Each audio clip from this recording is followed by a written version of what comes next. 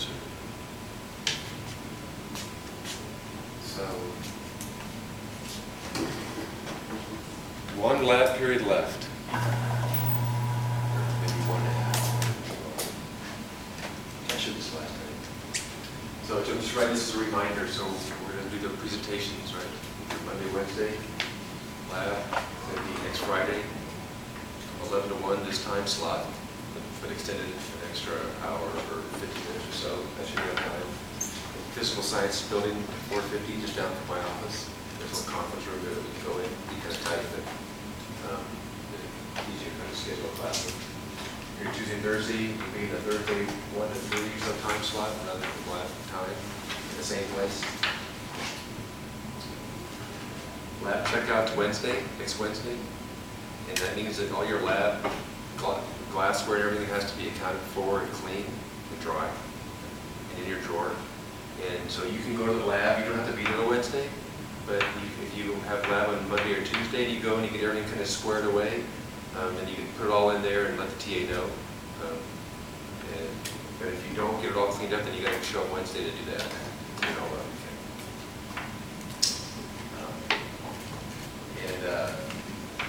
For data analysis, so many of you are generating data and you're just now getting that done, and I'm asking you that you need to do some type of, in most cases, some type of analysis of the data to answer your question. And if you're not sure how to do that or what it is you're going to be doing, then I'm willing to schedule some kind of little workshop with people, maybe like Monday afternoon or something, to kind of go over that. But I want to make sure people are thinking about that and giving you help.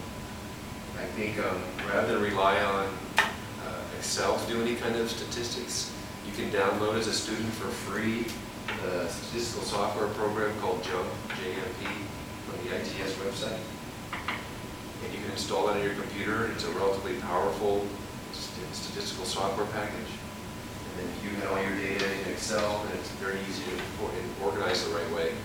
It's very easy to import into this program and do analyses in a matter of minutes.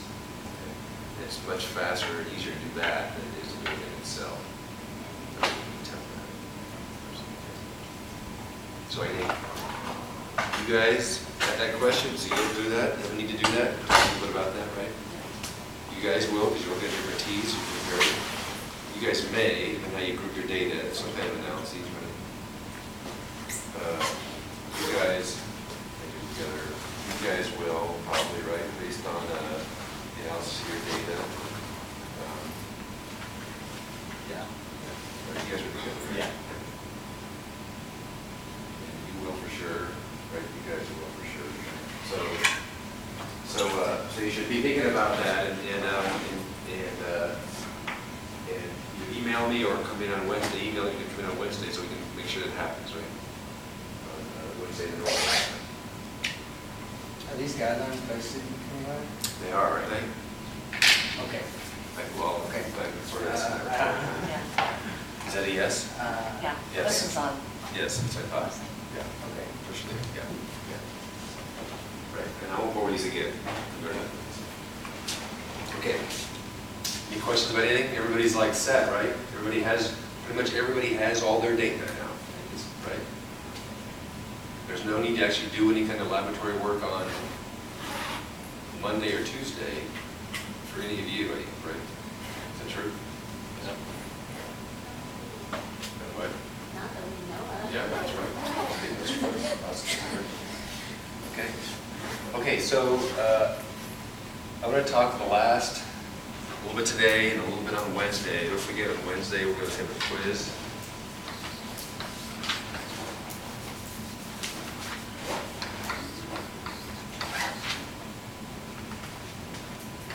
Material will be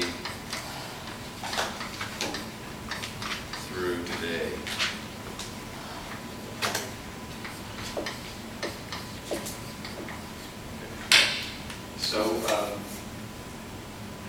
So we used to have a lab in this class that we do on electrochemistry. And you know, in the little ante-room where the UV vis and the IC is, that right opposite where the IC is, there's a little gray instrument that looks kind of like a little pod thing or something. And it's a stripping voltometer. And we used to do an experiment where we would be, the students would analyze different metals in solution by stripping voltometry, electrochemistry. And it's a pretty powerful technique, and we sort of abandoned it because just we wanted to expand a little more time for the existing labs, and then we sort of do the chromatography instead. And the voltometry, that instrument can be a little bit finicky, and so it didn't reliably work. It didn't get used sufficiently enough to keep it in good working order, so oftentimes it ended up being a problem. So we stopped it, but it was a great opportunity to learn a totally different kind of analytical chemistry than what we have been focusing on so far. So it's a shame in some ways we don't do it, but I think it's still worth kind of talking about. So, is anybody here familiar with any kind of a method that utilizes electrochemistry detection of some analyte? Can anybody think of any method that might utilize that? Glucose? Glucose measurement? By what? Vitamins. Right, so I have a slide on talking about that. Right? So blood glucose detection utilizes an electrochemical method. And it's so simple and cheap and reliable. You can go now buy a blood glucose monitor at Safeway for $50, and the strips for whatever pack for $10, and you can measure your blood glucose in a drop of blood. They've developed analytical methods for measuring metals we care about from the toxicological side, the blood, use electrochemical methods also. For the same reason that it's generally pretty fast and pretty reliable. Right? And it can be relatively inexpensive compared to a lot of things. A typical ASV kind of system that we have in the lab, you can pick up for a couple $1,000. Right? Maybe a good instrument we have there is there's probably more than that. The idea behind electrochemical methods is based on what? For an electrochemical method to be of any utility, what kind of reactions are happening? Charge transfer, What? reduction. No, redox, right? Yeah. So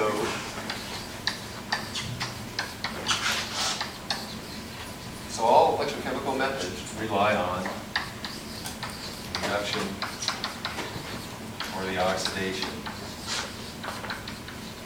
of the analyte.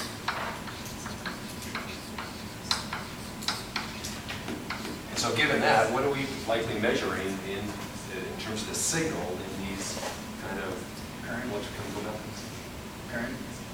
Currents. Well, so it depends, but typically it's currents, right? So we're measuring the movement of electrons, right? We're measuring the sort of movement, distribution of electrons from one electrode to an analyte, from the analyte to an electrode, under different kinds of conditions.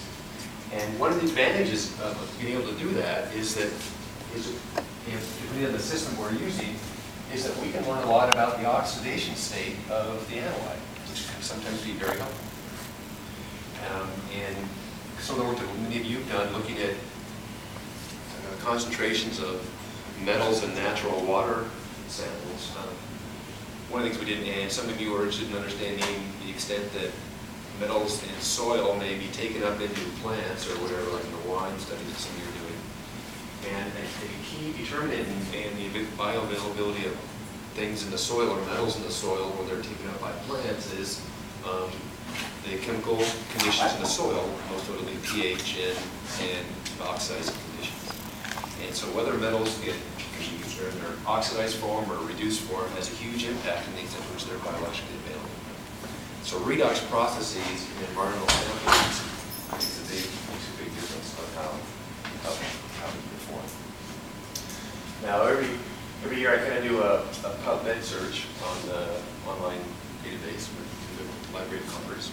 This is just a page that I'm just saying, like, if you wanted to understand where does this field go and how widely used is it, I just did a simple PubMed search on non-extrusive voltometry and metals.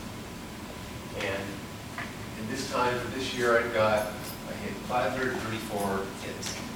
These are published papers in peer-reviewed literature journals that for some aspect of using non-extrusive voltammetry for determining metals. And I don't know if you can read this, but you can see that some of these, you know, some of these get pretty, they're highly varied, but some are, you know, have sort of a material science application, using extrusive voltammetry and looking at metals in gold electrodes, some of them in acid solutions, some of them in, what is this, herbal infusions, right? So there's a huge array of application of this is just a non-X stripping voltammetry, which is one field of electrochemistry, and how it gets utilized in the real world. So it's a very commonly encountered, relatively powerful technique. We mentioned about one thing, the glucose monitors, right, is that concept of how do we utilize this kind of an approach to do something that has some very important translational application. And probably one of the most successful is, like we just said, is measuring blood glucose levels. And there's lots of examples now where they've capitalized on this exact same technology, where you basically have two electrodes, right? And those electrodes are going to have a potential applied to them. And in this case, one of the electrode is coated with glucose oxidase, an enzyme that's going to oxidize glucose. And it's also coated with an electron conducting material, ferrocene, that has iron in it. And iron, of course, is very redox active.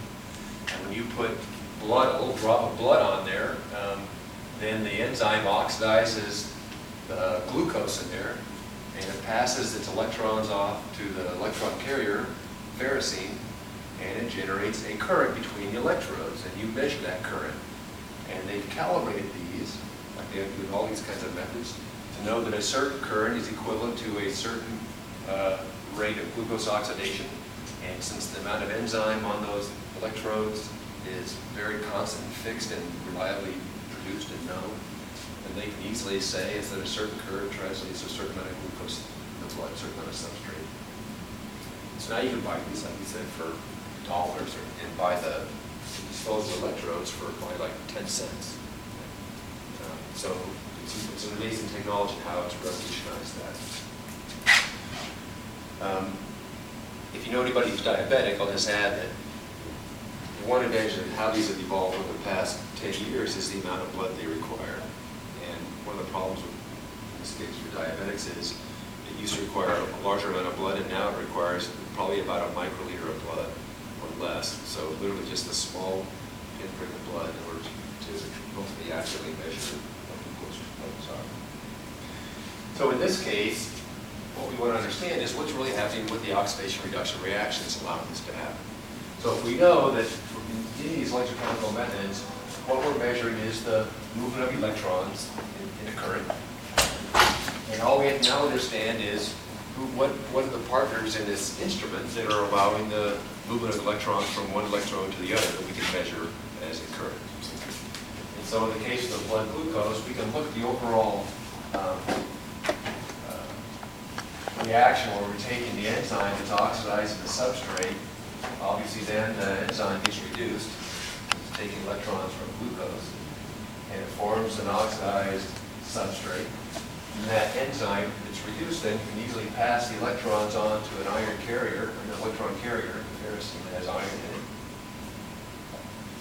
And then that gets, the reduced enzyme gets oxidized, and then the iron carrier gets reduced, and then that reduced iron carrier can then pass the electrons on to something else in an electron flux and actually measure that flow of current. So it's a relatively straightforward process that at the time was miniaturized to change how people look at or able to measure substrates in blood like glucose. So now if we step back and say, well, electrochemical methods are very relatively substantially in what they do and how they work. And we're really going to focus on, we have very little time on talking about some voltammetry methods, because they're ones that are pretty commonly used and pretty sensitive and powerful in laboratory settings. But before we start talking about voltammetry, we need to get really clear on a few fundamental concepts about electrochemical methods of performance in general. And one is some of the terminology. Some of you came in late. I'm going to erase this. Make sure anybody has any questions on this.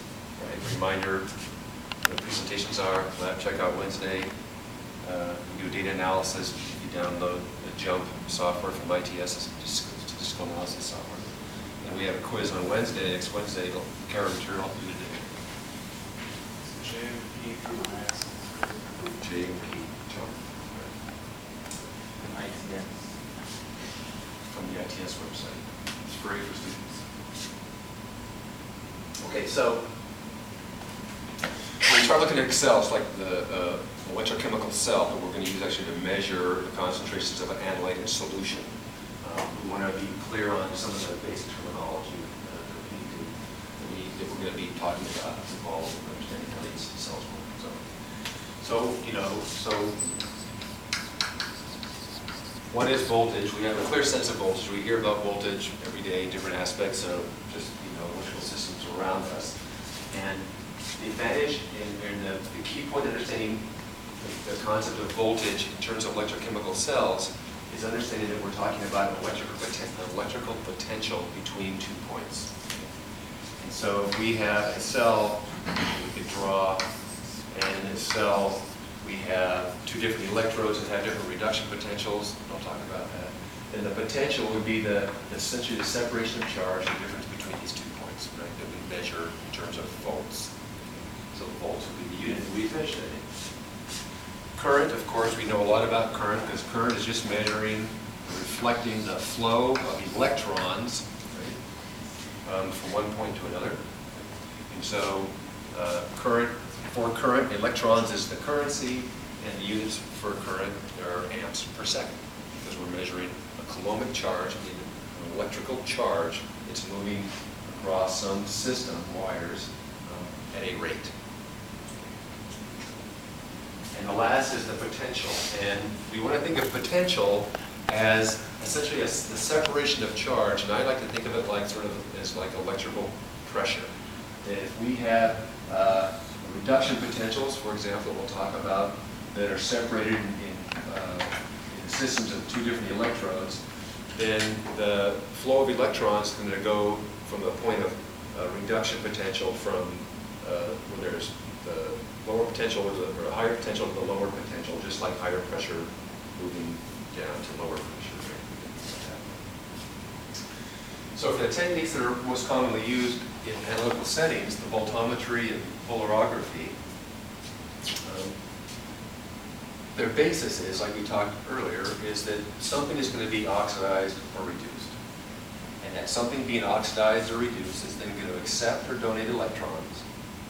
And then we're going to measure a flux of electrons into the substrate or out of the substrate, and it's going to generate a current. And that current is going to give us a signal. And that's what we're going to measure as something that's proportional to the amount of analyte in the solution. So in a case like this sloppily drawn electrode, you remember seeing from Chem 1A, right? Let me draw this now. I'll draw it a little bigger.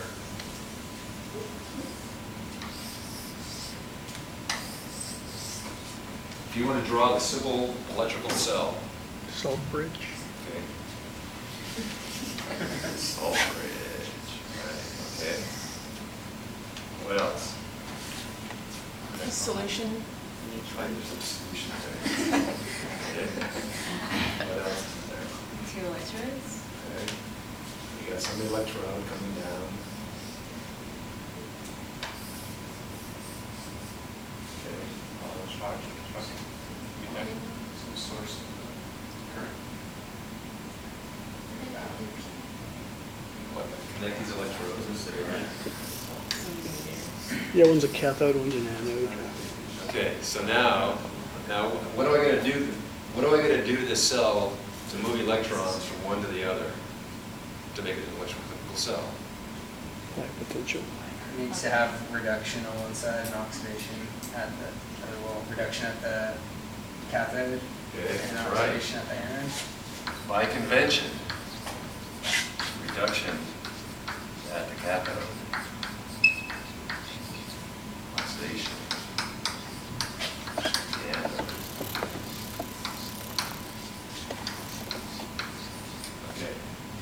So one of these is going to be, for this to be an electrochemical cell, one of these has to be the cathode, one has to be the anode, right? And what's going to determine which one's which?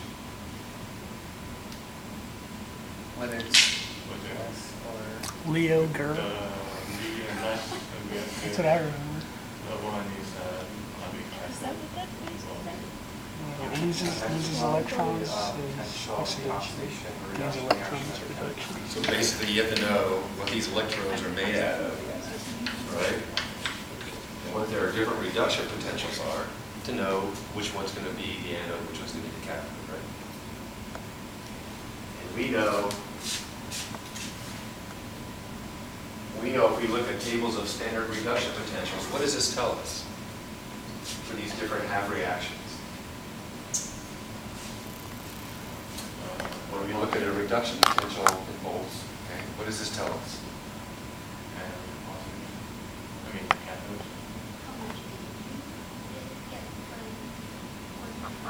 That's right. So we know that we can convert this. We won't do it, but we can convert the reduction potential in terms of free energy. Look at it in terms of free energy, right? And we can say that we can essentially compare these half reactions, and these half reactions are reduction potentials compared to what? the hydrogen One. cell. The hydrogen electrode. Electrode, yeah. That's right. And so the hydrogen electrode, the reduction of hydrogen, is by definition assigned a reduction potential of 0, right? And all these half reactions are relative to that. Right? So these are all relative reduction potentials compared to the hydrogen electrode. Reduction of hydrogen. Okay. All right, so that's, which is right there. Right. So that part's clear. So then we can look at this, and this reduction potential is essentially telling us the affinity of this reaction for electrons and whether it's going to occur spontaneously or not relative to the hydrogen electrode. And so when we move from strong positive reduction potentials to strong or large negative reduction potentials, what this tells us is these, with a strong negative reduction potential, function as relatively strong reducing agents. And that means that if you paired one of these half reactions with a half reaction that has a less negative or more positive reduction potential, that it's going to be a spontaneous reaction. We're going to move electrons from from that half reaction to this half reaction, right? And so here, if you look at this example, just like I had here, in this case with zinc sulfate solution with a zinc electrode and a copper sulfate solution with a copper electrode. And we can look back to that table, but I won't right now. We can look up and say, for the reaction where we're taking zinc and the reduction reaction, of course, we written that way, right?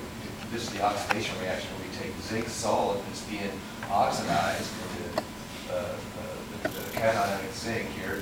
The reduction potential for this is a negative 0.763 volts. And if we look, say, for copper, now in this case, copper is being reduced in the copper solid reduction potential. This is a positive 0.37 volts. And so if we connect these two half reactions like we have in this cell of the salt grid, then the electrons are going to spontaneously flow from the reaction from the zinc solid. It's going to get oxidized, and those electrons will flow into this electrode and will reduce copper onto the electrode. So we'll take copper sulfate in solution, and the electrons will come down this electrode from over there, and they'll combine with the copper sulfate in solution, which is oxidized salt copper, and it'll get reduced on the electrode as it becomes solid copper. And so this would occur spontaneously because this half reaction, this reduction potential, has a much higher affinity for electrons than does this one. If we switch the electrodes and made this a different electrode that had more positive reduction potential than this, then it would go the other way. Right?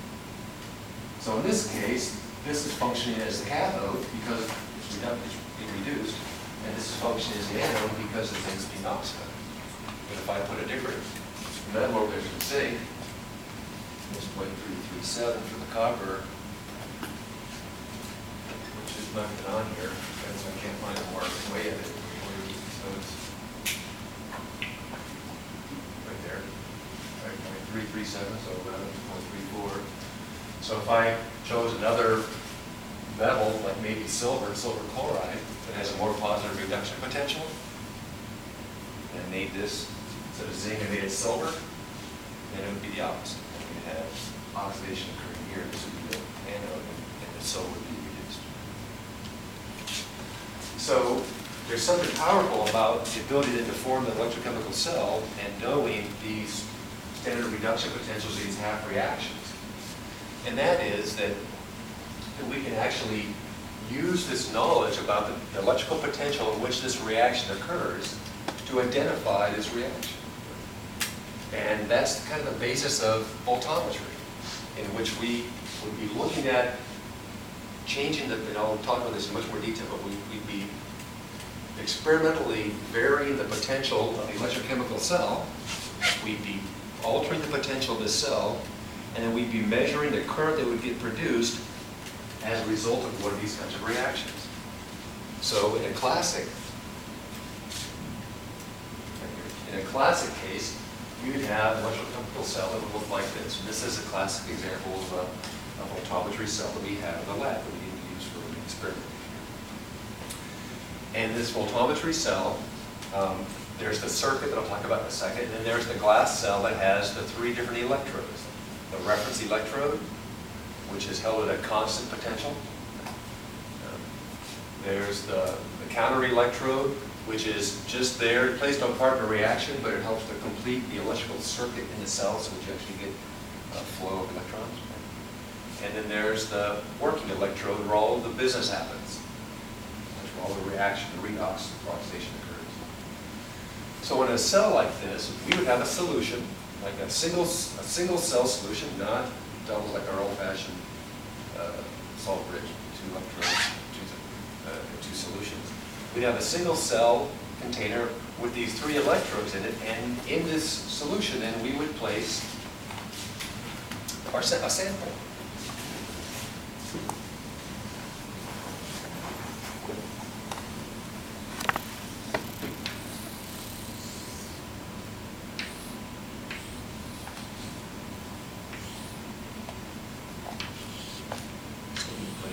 Solution to sample. One of these is the working electrode. One of these is the reference electrode, and one of them is the counter electrode that I won't bother talking about. And this whole circuit then is connected. So we can change with a dial, we can change and adjust the potential difference between these 2 electrodes. And depending on how we set the potential, it's going to determine whether we have, say we have cadmium in our solution. Depending on how we set and change the potential between the reference and the working electrode, we can actually, in this case, reduce cadmium onto the working electrode. And when we reduce cadmium onto the working electrode, what that's telling us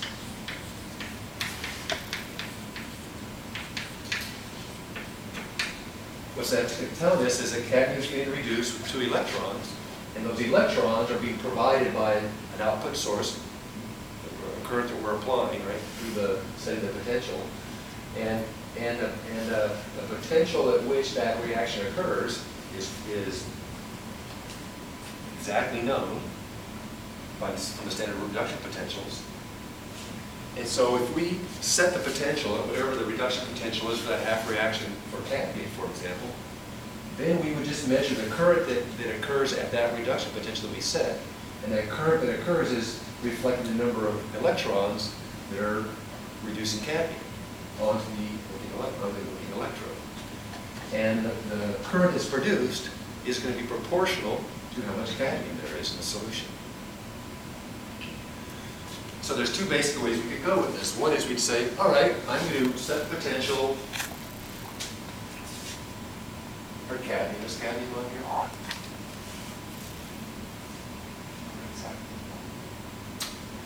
So it's minus 0.4? Was it correct?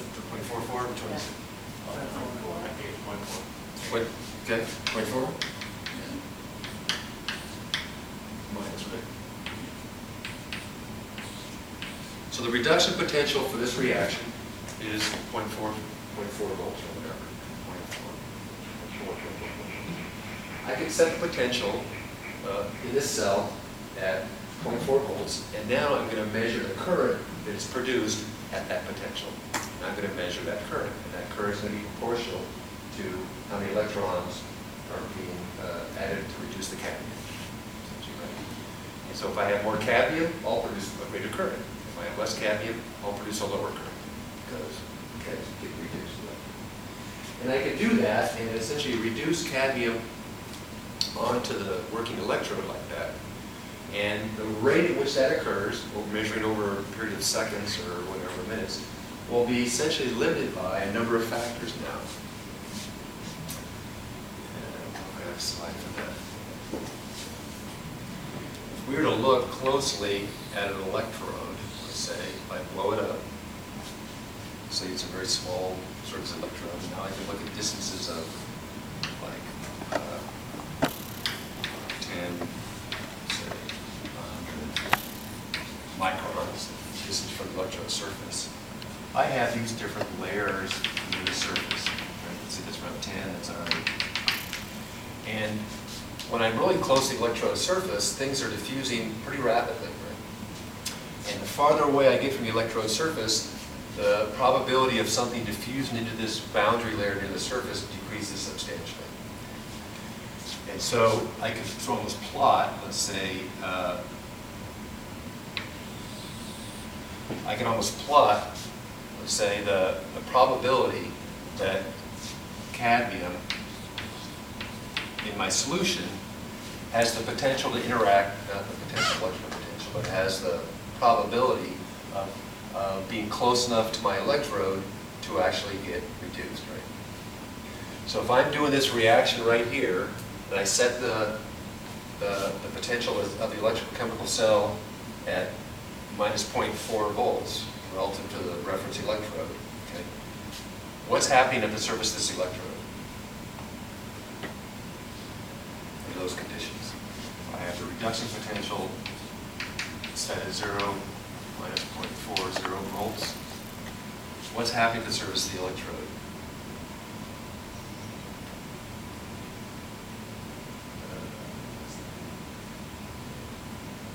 Turning electrons to the cadmium solution. So the electrons are coming down here. There's cadmium that happens to be right here. It's coming to there, and it's forming cadmium solid on the electrode surface. So we're essentially plating, electrochemical plating.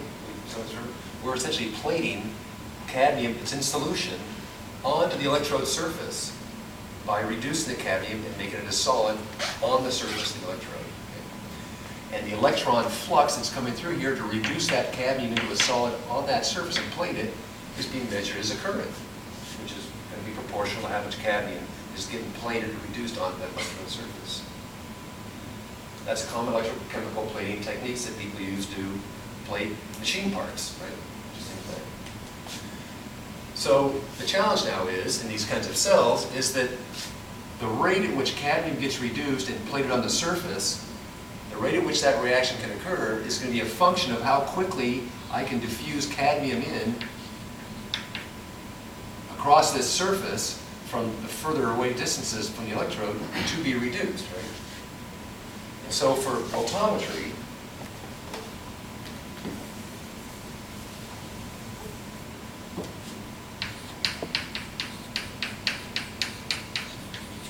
there's a form of voltammetry called stripping voltammetry. It actually is much more powerful and sensitive than what we might call this plating voltammetry. In this case, we have a problem, a challenge, analytically, that as we apply the potential and move electrons from the higher to lower potential, they're reducing cadmium in the solution right in the face of this electrode and reducing it into a solid and it plates onto the electrode surface. Okay? The rate at which that reaction can occur is going to be dependent upon how quickly I can replace cadmium from the solution into that boundary layer of the solution near the electrode where it can actually interact with the electrode and be reduced. Okay? And when I first apply this electrode, I'm going to rapidly deplete the dissolved cadmium in that electrode surface, and the new cadmium that's dissolved in the solution has to diffuse in to replace that. and that's a rate-limiting step. Diffusion can be relatively slow.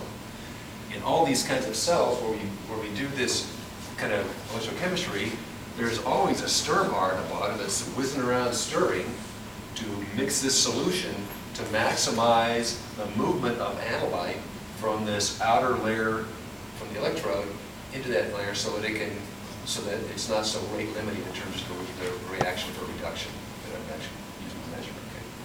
But still, no matter how much you mix, this is all happening in the course of very small distances, and it becomes a limitation in doing this. So in this case, if I was doing plating voltammetry, where I'm reducing my metal at the electrode surface, then I'm going to run into the problem of having, or the challenge of having a rate limiting step of how rapidly I can replace the analyte in solution to be reduced to the electrode surface to produce a signal current. What I can do to get around that is utilize what's referred to as a stripping voltammetry approach. And in the stripping voltammetry, I'm going to do the exact opposite. And that is that I'm going to put my solution in there, and I can have solutions that could be very low in concentration. And instead of applying a reduction potential and measuring the current while I'm reducing the metal onto the electrode, I'm going to have a stage of the analysis where I apply this reduction potential for 10 minutes or 15 minutes, as long as I want, depends how low the concentration is. And I'll just, over time, plate the amount of plate cadmium from my solution on the electrode and not really care about measuring the current at that stage.